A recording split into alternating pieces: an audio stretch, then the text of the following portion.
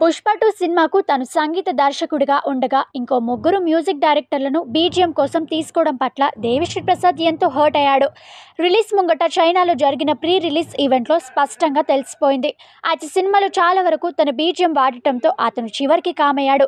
ఇలా ఒకరి సినిమాలోకి ఇంకొకరు రావడాన్ని దేవి ముందు నుంచే వ్యక్తీకరిస్తూనే ఉండటం గమనార్హం. గతంలో అతడు సినిమాకు మణి శర్మను ఒకేసారి అనుకున్నాక అతను అడిగితే తను నో చెప్పినట్లు ఓ ఇంటర్వ్యూలో గుర్తు చేసుకున్నాడు దేవి. ఇంద్రాలో ఒక పాటకు తనను అడిగినా కూడా అలా చేయడం కుదరదని చెప్పినట్లు కూడా ఆ సందర్భంలో వెల్లడించాడు. తాజాగా మరో ఇంటర్వ్యూలో ఓ స్టార్ హీరో తన కోసం పట్టుబడినప్పటికీ తనకున్న ఎథిక్స్ వల్ల ఆ సినిమా చేయలేదని దేవి వెల్లడించాడు. తమిళ్ స్టార్ హీరో విక్రమ్తో ఏఎల్ విజయ్ చేయాల్సిన ఏ సినిమా కోసం తను సంగీతం అందించాల్సిందని దేవి చెప్పాడు. తనని సంగీత దర్శకుడిగా తీసుకోవాలని విక్రమ్ పట్టుబడినట్లు తెలిపాడు.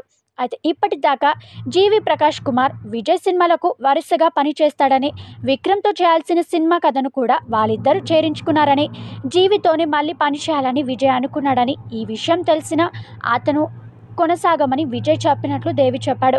తర్వాత విక్రమ్ను ఫోన్ చేసి మాట్లాడనని, విజయ్కి జీవితోనే కంఫర్ట్ అని, అతనితోనే కొనసాగవాలని చెబితే విక్రమ్ ఆశ్చర్యపోయాడని, ఇలా ఒక సంగీత దర్శకుడి ఆఫర్ ఇస్తుంటే వేరే మ్యూజిక్ డైరెక్టర్తోనే వెళ్ళమని చెప్పడం గొప్ప విషయాన్ని, ఈ సంస్కారం వల్ల నువ్వు చాలా ఎత్తుకు ఎదుగుతావని అని విక్రమ్ చెప్పాడని దేవి వెల్లడించాడు.